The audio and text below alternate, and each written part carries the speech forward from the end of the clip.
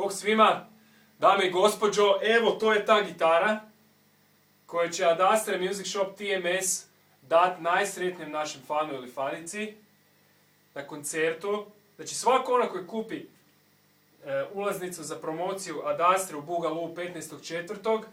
u Zagrebu će biti u nagradnoj igri. Na karti će se nalaziti dobitni broj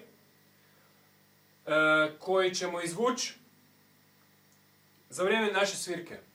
Ja ću svirati na ovoj gitari na koncertu i u jednom trenutku će doći jedan specijalni gost i izvući će broj i sretni dobitnik će dobiti ovu gitaru Sterling by Music Man JP50. Znači gitara na kojoj svira John Petrucci i odnijet će je doma. Znači, nije zezanje, nego stvarnost. Gitara vrijedi 5600 kuna, fantastično zvuči. Žao mi je što se moram oprostiti nad nje jer stvarno odlično zvuči. Evo, slušajte.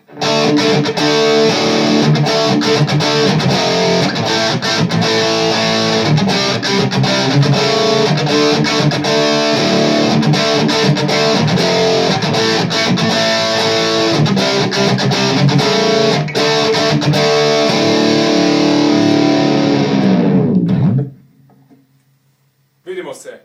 15.4. Boogaloo, dođite na koncert Ad Astre i osvojite gitaru. Bog svima.